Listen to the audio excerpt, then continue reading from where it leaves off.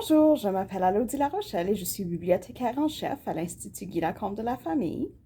Bonjour, je m'appelle Maya Risboud-Vincent et je suis assistante bibliothécaire à l'Institut Guy Lacombe de la Famille. Donc, par le temps que vous voyez cette vidéo, Maya va être partie, elle va être à Londres, elle va faire de l'enseignement là-bas, mais sa dernière contribution, ça va être ce coin de biblio au sujet de la journée nationale de la vérité et de la réconciliation, qui est le 30 septembre à chaque année, à partir de l'année dernière. Finalement, ça a pris un bout. Donc, Maya, veux-tu partager notre premier coup de cœur? Donc, le livre que je vais vous présenter aujourd'hui, ça s'appelle Quand on était seul par David A. Robertson. Et puis, l'illustratrice, c'est Julie Flett. Et puis, c'est un auteur cri du Manitoba. Et j'ai aimé ce livre parce que c'est comme une grand-mère qui explique à sa petite fille pourquoi est-ce qu'elle fait certaines choses. Et puis, on comprend que c'est relié à son histoire de quand sa grand-mère était au pensionnat. Mais surtout, j'aime ce livre parce que la façon que c'est raconté, ça explique, c'est une façon que les enfants peuvent comprendre pourquoi est-ce que les pensionnats autochtones, c'était très difficile. Mais ça l'explique d'une façon vraiment que les enfants peuvent dire « Oh, ok, ça c'est la raison que maintenant tu portes des couleurs ou que maintenant tu as les cheveux longs. Au fond, c'est une histoire de résilience, c'est ça que je dirais. C'est ça. Parce que comme ça se concentre pas, comme le focus, c'est pas vraiment que la grand-mère a été traumatisée au pensionnat. Le focus, c'est plutôt comment est-ce qu'elle a réagi et continue ses traditions quand même, malgré ça. Ouais. Et puis, je voulais aussi juste vous montrer les images. J'essaie de trouver la page. OK. L'illustratrice aussi, elle est cri et métisse. Et puis, je vais juste vous montrer les images parce qu'elles sont vraiment belles. Et puis, ça montre plusieurs éléments de leur culture cri. Par exemple, il y a la bannock et puis les jupes qu'ils portent, les vêtements qu'ils portent. Et puis, les tresses et tout ça. Donc, ouais. Ouais, j'aime beaucoup ce livre moi aussi. Je trouve ça l'aborde bien le sujet, surtout pour un enfant qui est plus jeune. Oui, on l'a mis dans fiction préscolaire, donc c'est vraiment à lire avec des enfants ou peut-être un enfant à lire tout seul quand il est un petit peu plus âgé. Donc c'est définitivement accessible aux jeunes enfants. Oui. Pour des enfants un petit peu plus âgés, celui-ci est dans fiction adolescent. Je pense franchement qu'il devrait être dans fiction enfant. Je ne sais pas trop pourquoi est-ce qu'il est dans fiction adolescent. Ça pourrait être intéressant aux adolescents aussi, mais je dirais que des enfants pourraient, comme des lecteurs indépendants pourraient aimer ça aussi, certainement.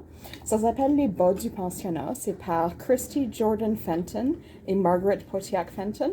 Margaret, je ne vais pas l'appeler Margaret. Je vais l'appeler Oleman parce que c'était ça son nom avant qu'elle aille au pensionnat. Et si oui, pour raison de publication, elle est Margaret, Oleman, c'est aussi un nom qui lui fait plaisir. Donc, je vais l'appeler Oleman. Et c'est son histoire à elle et avec sa fille ou sa petite fille Christy? Je m'en rappelle pas. Je les ai en fait rencontrés. Tu les as rencontrés? Mais sur Zoom, dans une classe que j'avais pris. Oui. Je crois que c'est sa petite fille. Oui, il me semble aussi.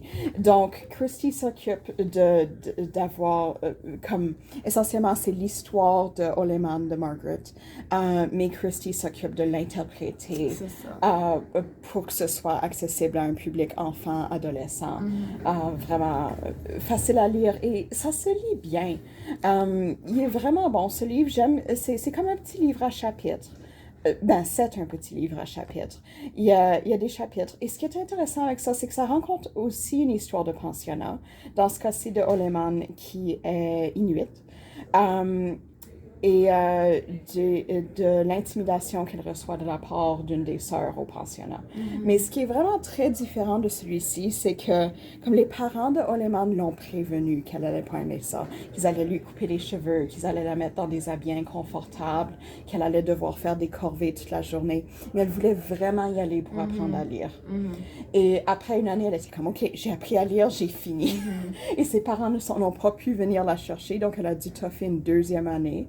durant laquelle elle a vraiment fait preuve de résistance et elle a vraiment montré sa place à la sœur qui l'intimidait. Donc, c'est encore une belle histoire de résistance, de résilience.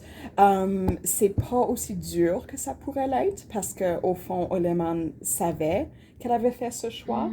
Donc, même si elle a réalisé très vite que c'était pas le bon choix, contrairement à énormément de jeunes autochtones et inuits, c'était quand même son choix. Elle n'était pas obligée ou prise de ses parents et elle savait que ses parents allaient revenir éventuellement. Donc, il y a un sens que ça a un sens plus d'espoir que la plupart des histoires de pensionnats. Ce qui n'est pas...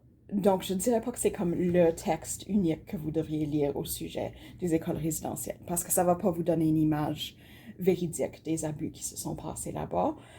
Elle l'a eu dans un sens plus facile, même si c'était horrible. Mais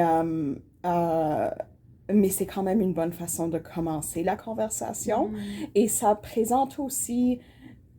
Une des vérités, c'est qu'il y a beaucoup des abus qui se sont passés au pensionnat qui sont très adultes, si vous voulez, dans le sens que c'est des sujets très difficiles à aborder avec des enfants. Ces deux livres ici, abordent plutôt le fait de ne pas pouvoir parler sa langue, le fait de se faire enlever de la famille. Des sujets que tous les enfants peuvent comprendre comme étant difficiles. Mais ce livre aussi, là, c'est ça, les auteurs, ils font des présentations dans les écoles. Encore mieux. Elle avait aussi expliqué à ma classe que c'est comme la façon qu'il raconte l'histoire, il garde en tête qu'il dit ça à des très jeunes enfants des fois.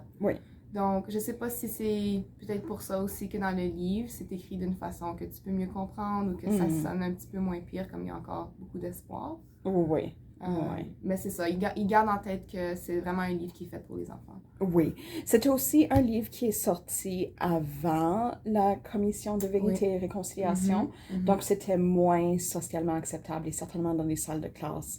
C'était pas le genre de choses que tu allais parler d'abus physiques ou de violence sexuelle envers les jeunes enfants dans des écoles. Et à un certain degré, tu le fais toujours pas.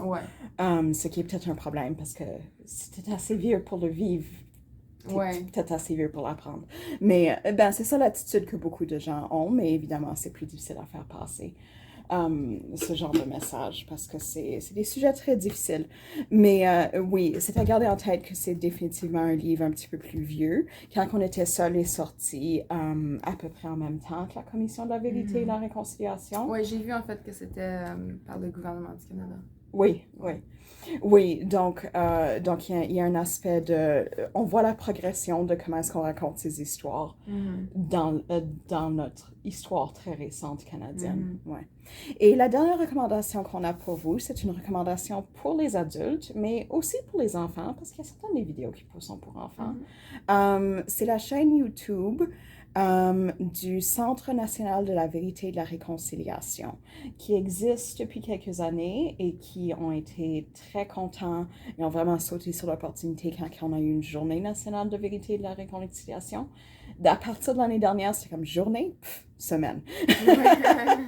Donc, ils ont fait une semaine de formation en ligne au sujet de la vérité et de la réconciliation. Je pense que les inscriptions sont fermées maintenant, mais ils avaient des inscriptions ouvertes pour des éducateurs. Et c'est complètement gratuit. C'est vraiment, c'est par vidéoconférence surtout. Et ils ont des formats plus accessibles disponibles aussi. Je sais pas si les inscriptions sont toujours ouvertes. Il faudrait que je vérifie ça. Moi aussi, je vérifie. Ouais, tu devrais t'inscrire aussi. Moi, j'ai reçu le courriel d'inscription et puis j'étais comme, oh, je suis pas prof. Pas tout à fait. Mais oui, mais même pour le public général, ils ont une chaîne YouTube qui a des excellentes vidéos. Vous pouvez regarder à celle de l'année dernière, vous pouvez regarder à celle des mois passés, vous pouvez aussi regarder à celle de cette année quand elles sortent là-dessus. Donc oui, on vous encourage de faire ça.